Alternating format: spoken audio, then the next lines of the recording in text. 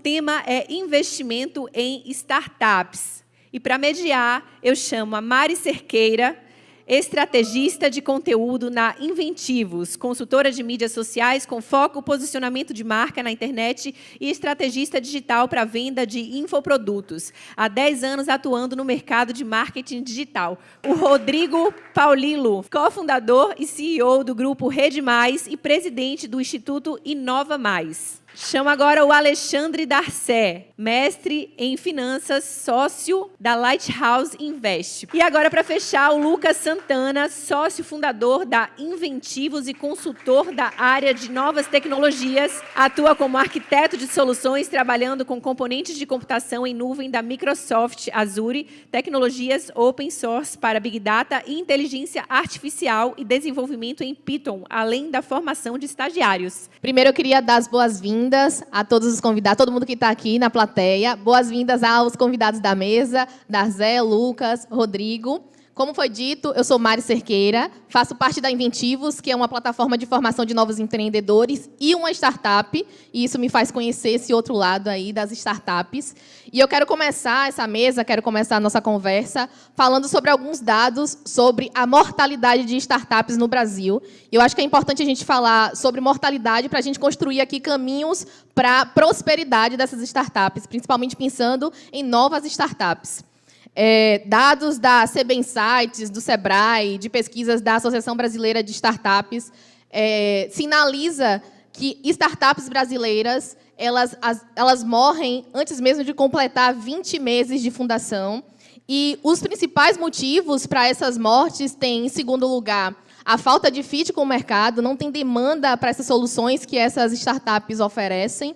E, em primeiro lugar, tem indicado a falta de investimento. E eu queria começar perguntando para a Darzé, quando a gente fala de falta de investimento, a gente está falando de falta de dinheiro, apesar de um dado também da CB Insights indicar que algumas dessas startups elas morrem mesmo depois de ter passado pela primeira rodada de investimentos.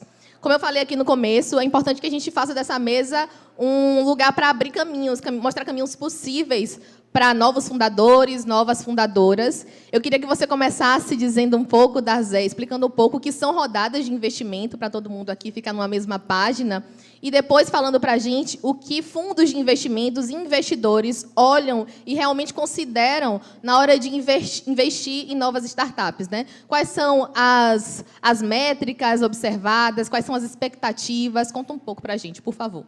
Conto. Primeiro, obrigado pelo convite. É ótimo estar aqui, falar sobre um tema que é relativamente novo, né, para todos nós, porque essa é uma indústria super nova no Brasil, né? Se você falasse de Venture Capital há 10 anos, poucas pessoas teriam ouvido falar em Venture Capital, né?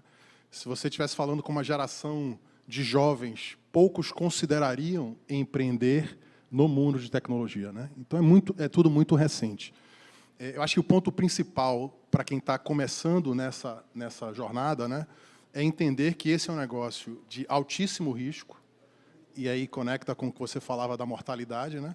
Infelizmente, a maior parte dos empreendimentos não darão certo, e não darão certo no sentido de que, olha, aquela ideia, aquela visão não avança, né? Mas os aprendizados ficam.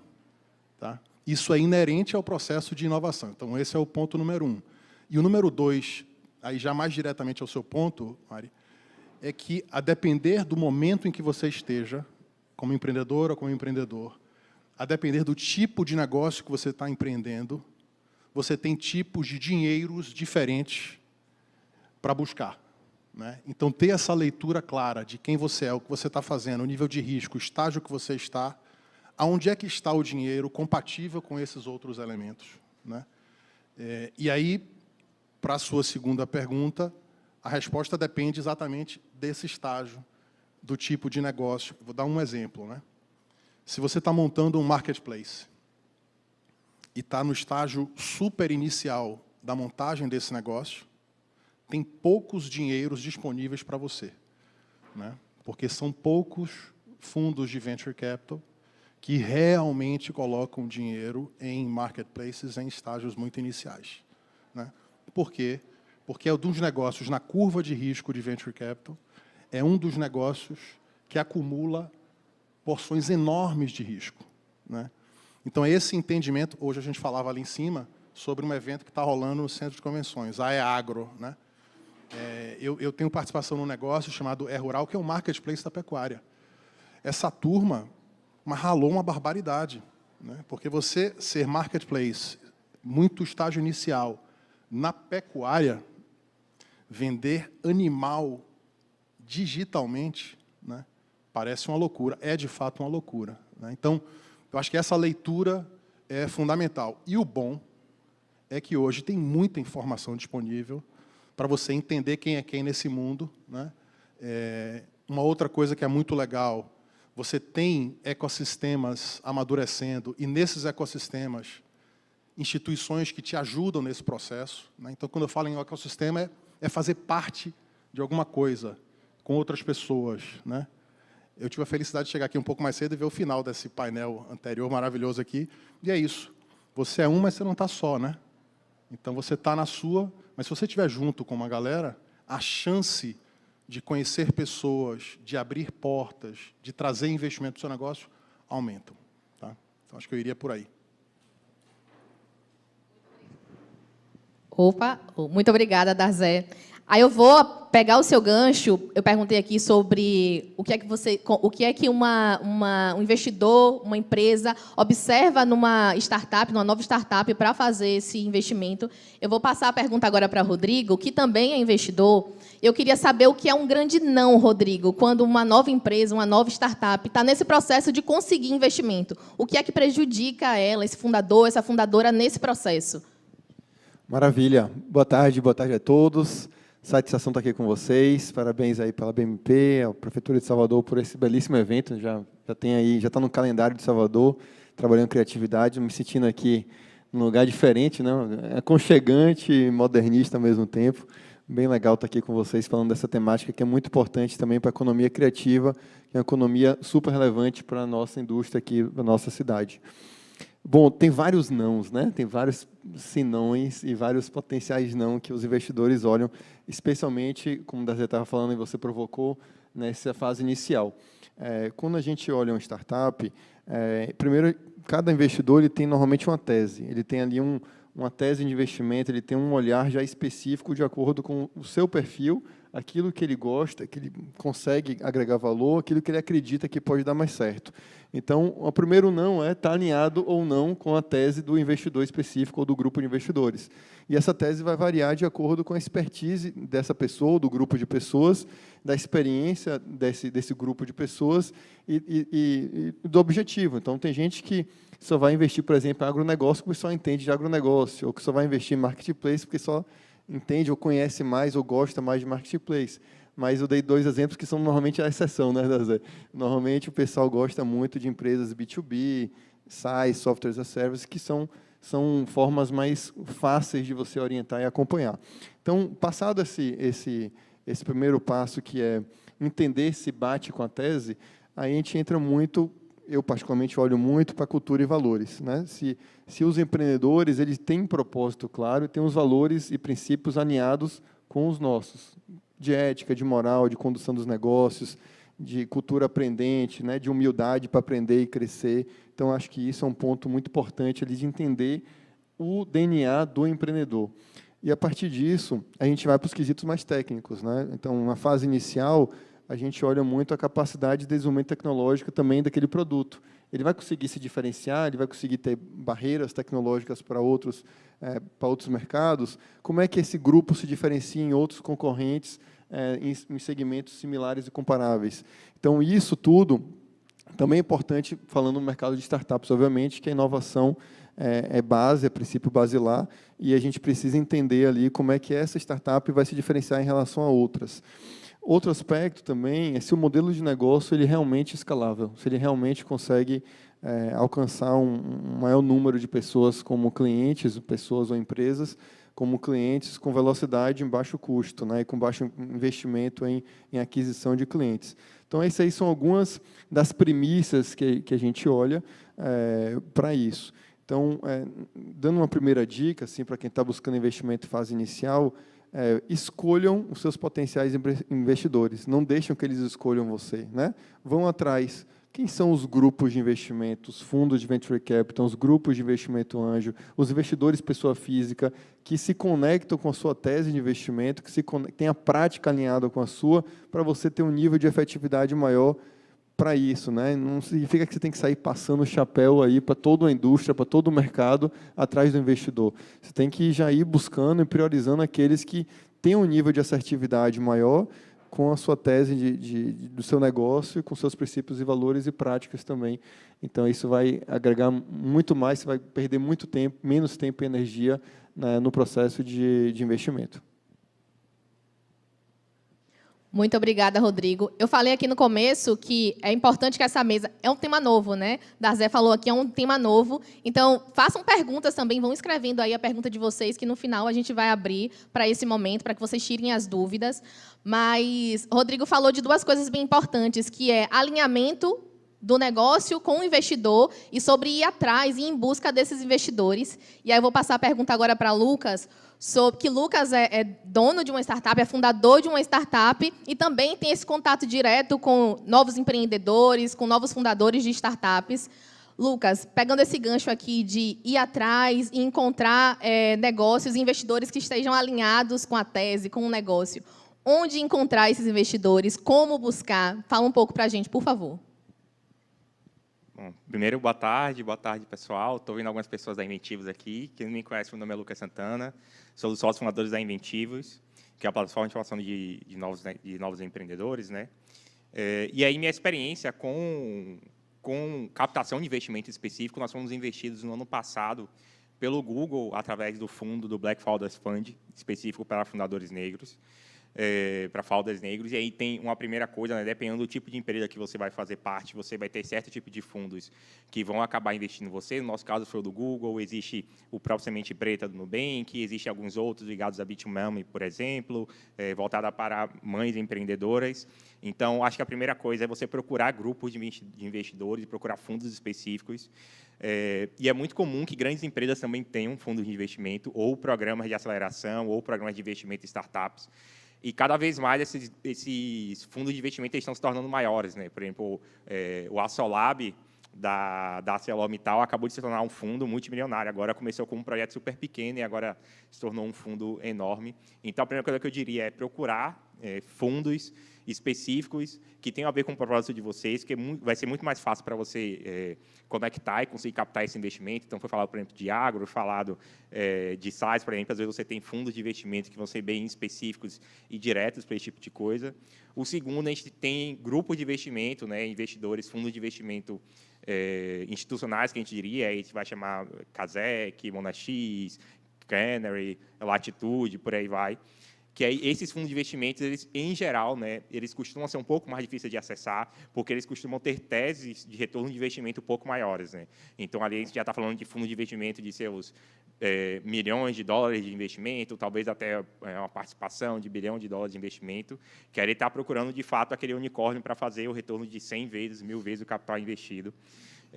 E talvez quando você está no início de negócio, e se você não é só a primeira startup, talvez seja um pouco mais difícil você conseguir acessar um capital desse, né? Porque ele, em geral, apesar de ser um fundo de investimento que obviamente está lidado, está definido ali que tem um risco intrínseco no investimento que ele vai fazer, ele quer diminuir aquilo, porque ele quer dar retorno para os acionistas e por aí vai. E talvez a terceira via, que seria talvez a mais difícil de você conseguir, especialmente porque é uma negociação que é muito mais pessoal, que é você conseguir investidores pessoa física também, né? Hoje já estão surgindo alguns grupos de investimento de pessoa física para conseguir deixar o processo um pouco mais institucional. Tem a Blackwing, que é um grupo voltado só para mulheres negras, né? Fundo de investimento para mulheres negras.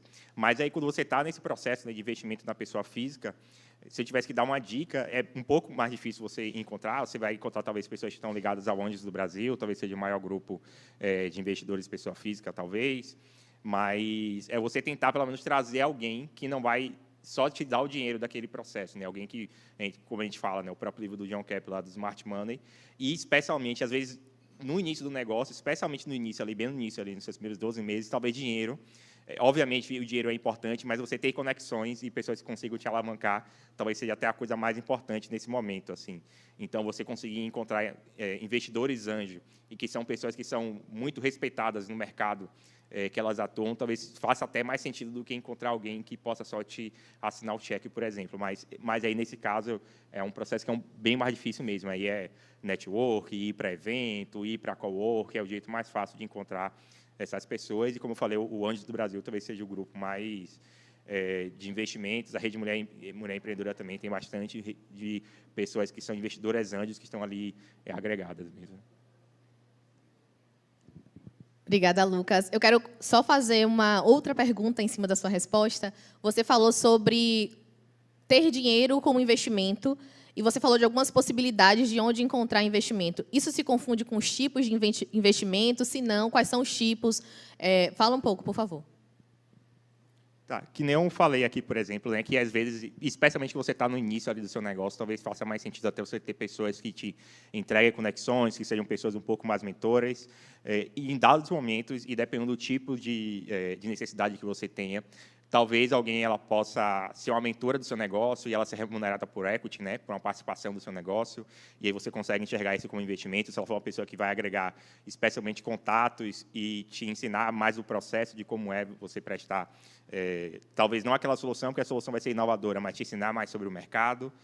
Existe o próprio processo de Media for Equity, que está começando a crescer cada vez mais no Brasil, porque obviamente, se fazer anúncios com pessoas, né, não era à toa que anúncios com globais funcionavam tanto, porque as pessoas elas se sentiam reconhecidas por aquelas pessoas. E aí, com o surgimento de redes sociais, influenciadores digitais, isso foi migrando, obviamente, para os influenciadores. E aí, em um dado momento, se percebeu que, quando você consegue ter um engajamento, o influenciador tem um engajamento com a marca, e a marca tem um engajamento com a comunidade do influenciador, isso faz um casamento que faz muito sentido.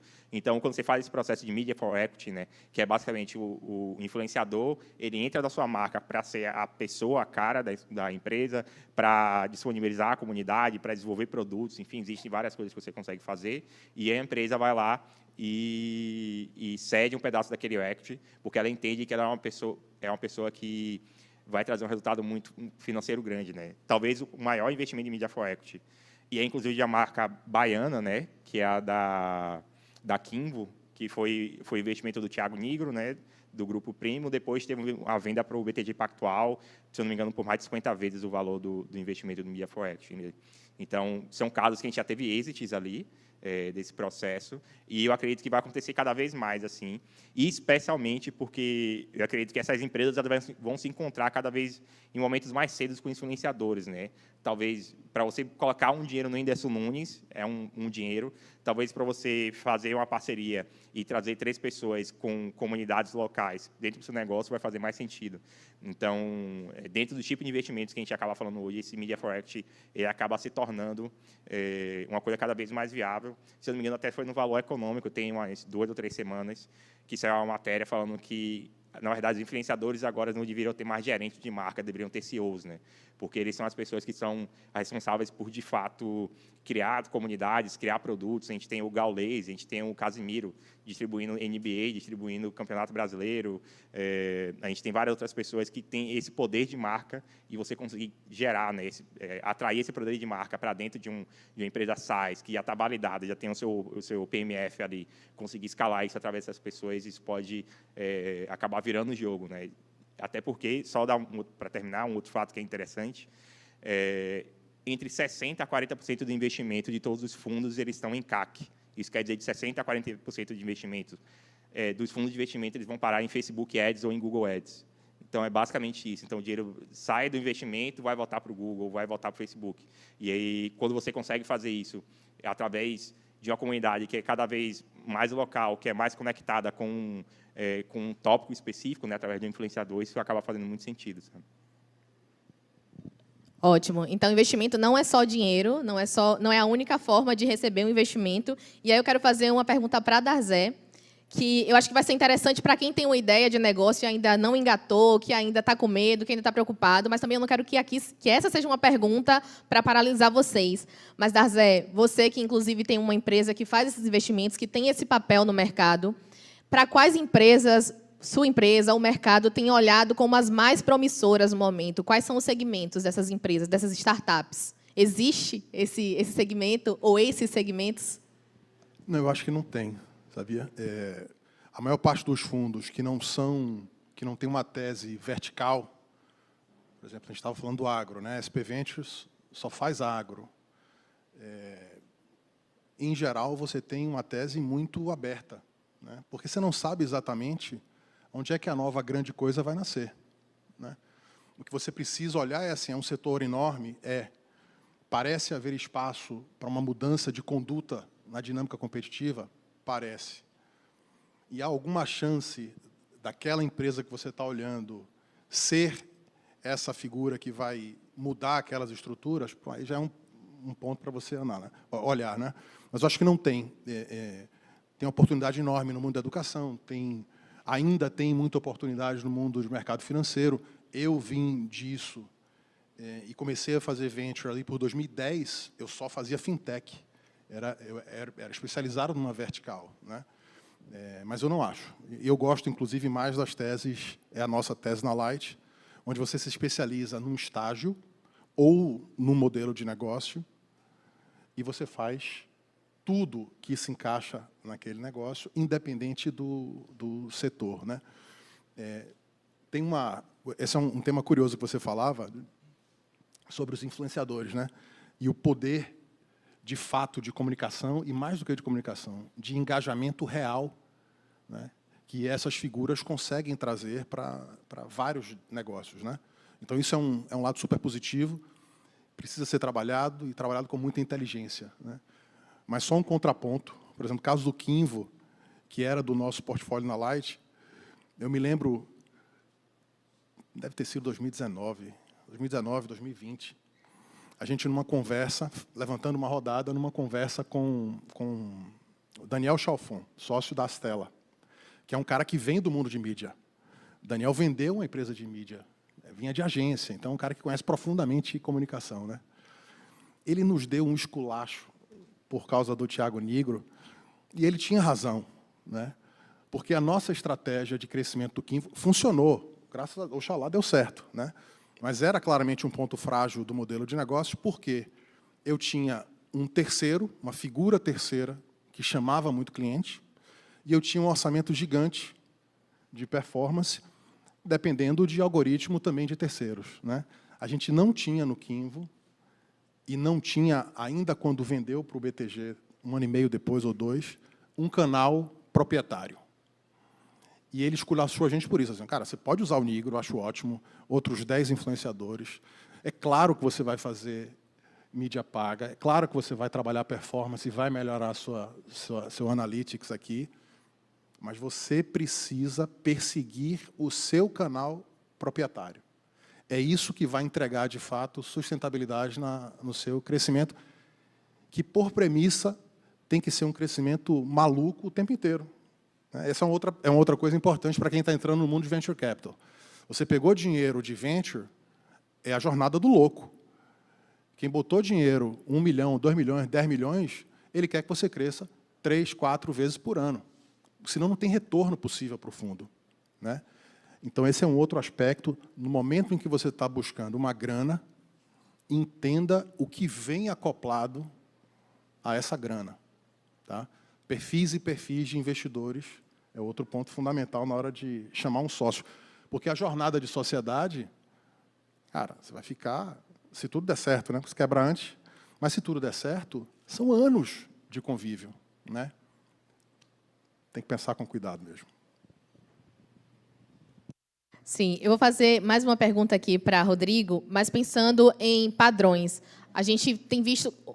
É relativamente novo os negócios, pensando em startups, se a gente compara com empresas tradicionais, mas existem padrões, e, obviamente, nesse pouco tempo, as coisas já mudaram bastante, as tecnologias, as formas de fazer já mudaram, mas existem padrões nas novas empresas ou diferenciais que têm feito as novas startups terem êxito? Existe algo que você já consegue observar que tem feito com que startups de diferentes segmentos tenham conseguido os resultados que elas realmente almejam, que os investidores também enxergam nelas?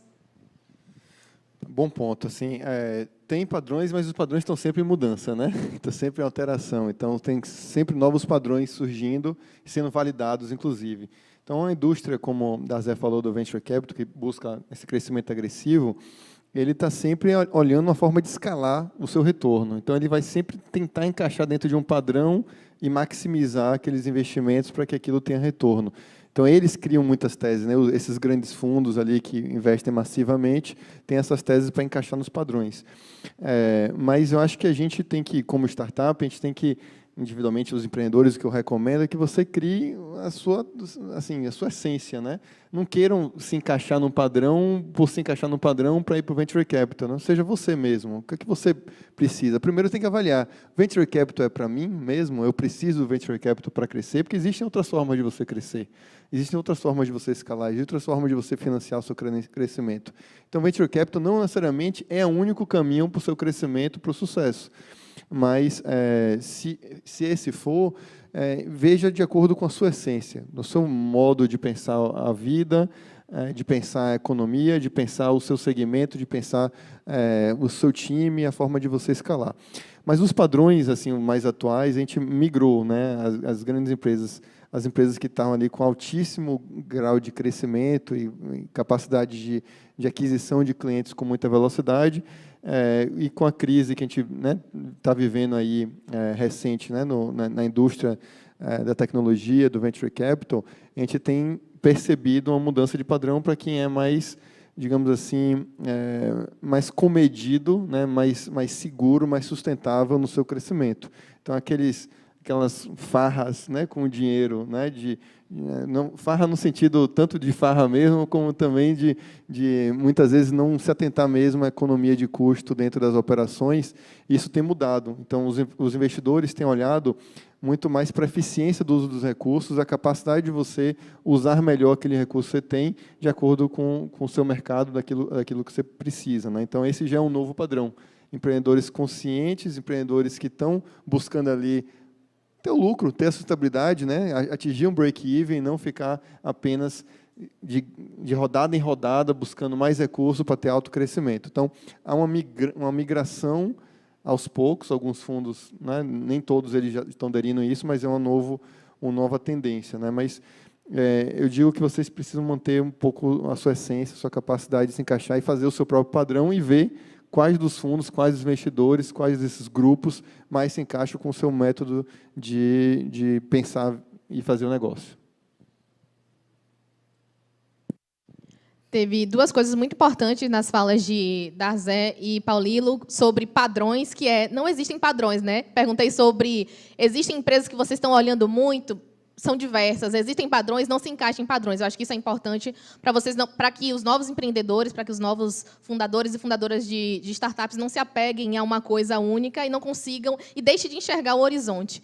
Mas nosso tempo está acabando, mas antes de abrir para as perguntas, eu queria saber de vocês três sobre... Porque a gente está falando de investimentos aqui, mas existe um lado humano por trás das pessoas que fundam essas empresas. Eu encontrei um dado bem interessante também da CB Insights, que é uma empresa de análise de negócios, que 8% das startups fecham porque os fundadores ou fundadoras entram num estado de exaustão. Então, assim, é muita energia ali direcionada para que aquele negócio dê certo, e as empresas acabam fechando por isso, 8% pelo menos. E aí eu queria saber de vocês, de uma perspectiva menos do investimento, mas mais da pessoa. Assim, quais são os medos que os empreendedores, os novos fundadores de startup, geralmente têm, e que, às vezes, eles não conseguem verbalizar, porque eles acreditam que são os únicos que passam por isso? E qual o cuidado que eles devem tomar diante desses medos ou para superar esses medos? Vou começar com você, Paulilo, depois Lucas e Darzé, para finalizar. Eu acho que isso é muito geracional também, né? Acho que depende da geração do empreendedor, e isso é mais ou menos forte, né? Então, hoje tem gente que abre startup com 18 anos, tem gente que abre startup com 60 anos. E a forma de lidar com a ansiedade, com medo e com a cobrança é bem diferente dentro dessas gerações. Então, acho que depende muito da geração, não só do ato do empreender. A gente está vivendo aí com várias gerações trabalhando ao mesmo tempo, né? No mercado de trabalho, a gente precisa entender isso. Eu acho que para gerações mais novas a questão da ansiedade é maior, né? De que tem que se resolver rápido, tem que crescer rápido, que tem que voar muito rápido, tem que ser um destaque muito rápido. Quem já é mais maduro consegue lidar com isso um pouco melhor, porque já tomou porrada, já aprendeu, já viveu mais coisas. Então, essa turma consegue lidar um pouco melhor também. E os empreendedores de maior sucesso, em geral, de startups, ao contrário do que muito se prega pela mídia, não é aquele cara que está na faculdade. É o cara que já tem ali, normalmente, mais de 30 anos e já empreendeu alguma outra coisa, já faliu, já teve sucesso. Então, essa turma já consegue, já tem uma inteligência emocional um pouco maior, já consegue lidar com a liderança, com os desafios da liderança também de uma forma mais madura. Então, e a gente tem que olhar assim, a gente olha muito para o empreendedor, a gente busca ser próximo, né, quando a gente está analisando uma startup para acelerar ou para investir aqui na Rede Mais, a gente se conecta muito com o propósito desse empreendedor, com o entorno desse empreendedor, para justamente acolhê-lo e ajudá-lo ali no processo de construir uma empresa de sucesso. Não é apenas olhar as métricas e dar o caminho técnico, mas também analisar o lado humano, que é muito importante. Isso, eu acho que tem esse ponto, sim, de você não ser esse marinheiro de primeira viagem, né? Acho que Paulilo é engraçado, porque todas as startups hoje, assim, pelo menos em Salvador, que eu conheço, estão tendo muito sucesso. Obviamente, já passaram lá 2010, 2011, 2012, ali pela Rede Mais da Graça, ali, né? Todo mundo se encontrava lá. E aí foram momentos que a gente não soube exatamente lidar com essa expectativa e realidade, porque exatamente ali a gente está passando talvez pelo segundo boom de startups no Brasil, mas provavelmente o primeiro na Bahia, assim, o primeiro em Salvador, de ter Startup Weekend e tudo. E a gente imaginava que se a gente não crescesse 300% por mês, a gente estava falindo. Enfim, essa coisa de lidar com expectativa e realidade é uma coisa que é importante mesmo. O segundo ponto é isso que o Dazé falou também, de você entender se você é uma empresa que é VC-backable, porque é essa a expectativa que os fundos eles vão ter. Isso é uma coisa que é muito importante, que eu acho que não está na conta. Recentemente, até por conta do próprio fundo do Google, a gente foi sair para conversar e tal, e a gente viu que essa é uma expectativa e realidade que está muito fora da conta das pessoas, assim, a pressão delas terem que crescer 3 vezes, às vezes, né, pegar ali o playbook clássico ali, o triple, double, de que você vai ter que crescer 3 vezes e, sem contar, no meio disso tudo, uma crise no meio disso tudo, falta de capital no meio disso tudo, o quiet quitting, enfim, uma série de coisas que estão acontecendo. Então, de fato, se para empreender, qualquer empreendedor, qualquer empreendedora, já é difícil, já é complicado, você já vai ter a sua crise de ansiedade de manhã, dormir na euforia, isso já é assim para todo mundo. Quando você está nesse mundo de startup, que você não tem certeza sobre o modelo de negócio, não tem certeza se vai ter a nova rodada de negócio, não tem certeza sobre se o seu cliente, se o seu concorrente vai lançar um produto novo que vai te matar, ou se tem uma empresa que é super grande que vai lançar um produto que parece que é parecido com o seu. Então, assim, eu acho que tem muitas variáveis aí e, de fato, é muito complicado. Eu acho que talvez a gente esteja falando mais sobre saúde mental da pessoa que está empreendendo. Isso é uma coisa que é muito importante para a gente lidar com isso e entender. Eu acho que, no final das contas, para quem está empreendendo ali, é entender que é isso o jogo, né? O jogo, de fato, é esse. O jogo é você não ter tanta certeza assim do amanhã quanto você acha que você tem. O jogo é você tem que fazer as coisas e elas darem certo ou não darem certo, e estar presente ali para saber que o que você tem que fazer é tomar o próximo passo, né? Então, levar menos para o coração, obviamente é muito fácil de falar e muito difícil de fazer, mas entender que é isso mesmo, sabe? Tipo, se você está no mercado de startups, se você está criando uma empresa de tecnologia, se está criando algo inovador, é isso, o esperado é que isso aconteça, sabe? Então, isso é uma coisa que é muito importante, assim. Quem está nesse mundo empreendendo ou investindo e não tiver medo é completamente maluco, né? Perdeu um senso, porque é terrível. Então, é outro aviso, né? Empreender nesse espaço, investir nesse espaço, você tem que ter um estômago diferente. Porque em 6 meses você sai do céu para o inferno e não tem passagem pelo purgatório, né? É direto. Então, tem que ter esse espírito. Então, todo mundo vai ter medo quase sempre. Terrível dormir com isso, né? Mas todo mundo vai ter medo quase sempre. Coincidentemente, ontem eu estava trocando uma mensagem com um cara, um malucaço, chamado Iaco. Ele é o CEO do Winning by Design. O Winning by Design é uma empresa espetacular, especializada em SaaS, né? E ele foi o keynote no RD Summit. Acho que ele fechou lá. Ele é completamente doido, a galera dançou no vídeo. E ele escreveu exatamente isso, né? Joy, winning fear. O que faz você conseguir viver com esse nível de medo é a alegria e o entusiasmo de estar naquela jornada. Parece um enorme clichê, mas é a pura verdade. Eu estou ficando super velho já, mas me sinto super jovem, apesar do medo, apesar da tensão, apesar da azia, pelo trabalho que eu faço hoje, né? E você tem que ter essa leitura na hora que faz o investimento, se a galera que você está investindo, porque, veja, você não investe numa tecnologia, num produto, num canal, você investe numa pessoa, principalmente num conjunto de pessoas, né? E aí, mais uma vez, voltando ao painel anterior, você é uma, mas não está sozinho, né?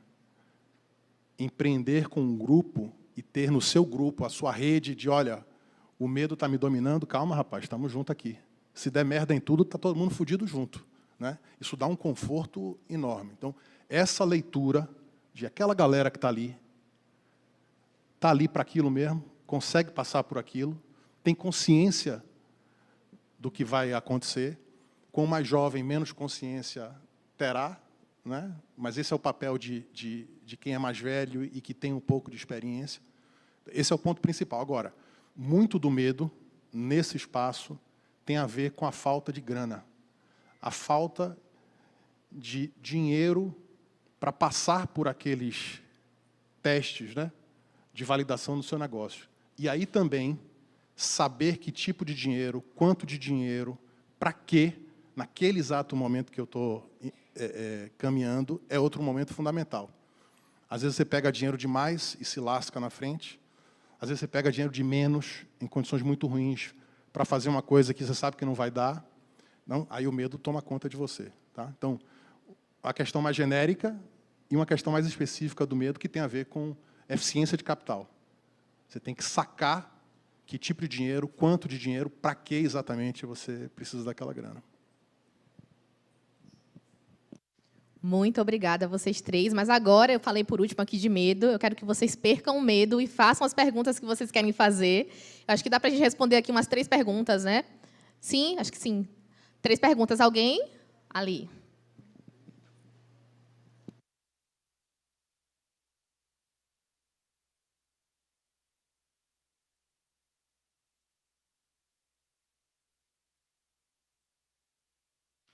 Boa tarde a todos.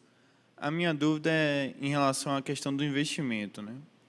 Algumas startups, elas até hoje precisam de investimento, até hoje elas passam por novas rodadas, injetam mais dinheiro e não entregam resultado, como, por exemplo, a Uber até hoje não teve um superávit, digamos assim. Queria saber qual é a perspectiva dos investidores e vocês em relação a isso. O que vocês pensam?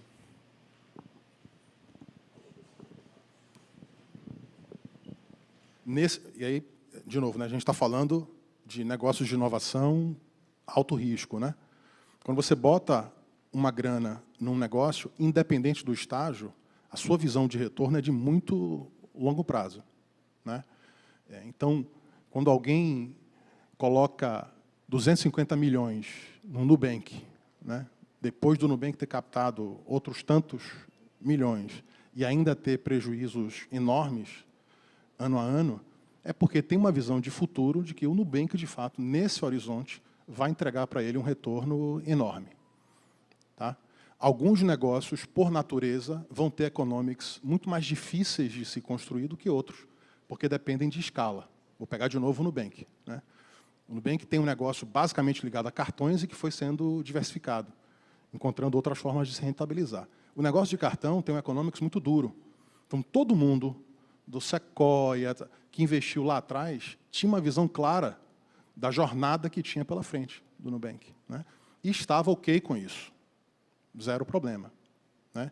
Então, eu acho que quase todo mundo que investe em Venture Capital quer entender economics, quer observar a melhoria nesse economics, porque em algum momento o fluxo de caixa tem que passar a ser positivo, o capital não é infinito, mas lida bem com isso, né? Lida bem com isso numa perspectiva de futuro. Quanto mais ácido é o negócio, quanto mais difícil validar aquele negócio, mas, ao mesmo tempo, maior o seu potencial, né? Você pega o Uber. O Uber é dominante em muitos mercados no que se trata de mobilidade, né? Você pega a história inicial da Amazon, por exemplo. A Amazon era um buraco de dinheiro gigantesco, por estratégia. A Amazon é dominante em muitos dos mercados onde ela atua, né? Então, tem essa relação. É claro, algumas vezes, independente do estágio, vai dar errado. E quem botou dinheiro perdeu, né? O Nubank pode, eventualmente, fechar o capital e o negócio ir para o buraco. Não acho que vai, mas faz parte do jogo, mesmo no late stage, né? Esse é um jogo de portfólio. Eu vou botar, né, 100 milhões em 10 negócios, 2 vão me dar o retorno que eu preciso, os outros não vão me dar nada, né? Então, e hoje, acho que é uma reflexão importante, né? A gente passou, na pandemia, por um período brutal assim, de liquidez. Então, as volumetrias de investimento aumentaram muito. A gente voltou esse ano a patamares normais, né? Acho que a gente está em uma crise. Nem acho que os fundamentos mudaram. Os fundamentos são os mesmos. A gente continua fazendo investimento de altíssimo risco. O altíssimo risco é trabalhado na composição do portfólio, onde você tem um pedaço que é super ácido e você paga múltiplos maiores, esperando retornos muito maiores. Você compõe um miolo com coisas mais ou menos. Não mudou. E a gente vai continuar vendo esses casos. A WeWork deu errado. Deu. Eu conheço outros 50 que deram tão errado quanto, ninguém fala. É da natureza do negócio. Então, a gente tem que evitar um pouco esses clichês. Pô, não dá dinheiro. Não dá. A Intel não deu dinheiro durante muitos anos. E quem investiu na Intel se deu bem pra caralho. A Apple seguiu um caminho muito parecido. Viveu crises homéricas. Quem investiu está feliz pra caramba, né? É da natureza desse negócio. Consumir muito capital. Em geral, a maior parte dessa galera que consumiu capital foi embora, perdeu. A minoria que fica muda a dinâmica da indústria, vira dominante nos seus espaços, muda a nossa dinâmica, inclusive, social. A gente está falando de empresas aqui que não mudam o economics do mundo de celular, muda a forma como a gente vive e como a gente se relaciona. Qual é o valor disso, né? É brutal. É brutal. E nem sempre isso está no bottom line, no DRE, no final, X milhões positivo. Não, tem vários bilhões negativos. A gente espera que isso vire na frente, né? Eu falei aqui de 3 perguntas, mas infelizmente nosso tempo acabou. Mas, Lucas, eu sei que vai continuar aqui, Paulilo ainda vai estar aqui, então vocês podem conversar com os nossos palestrantes, com o Darzé, com o Lucas, com o Paulilo. Mas, hã? Ah, não, o Paulilo não vai estar. Mas vocês podem encontrá-los no LinkedIn, nas redes sociais, fazer essas perguntas, manter esse contato. O relacionamento é importante nesse momento, então adicionem, tenham eles nas redes de vocês. Muito obrigada pela presença e até a próxima, minha gente.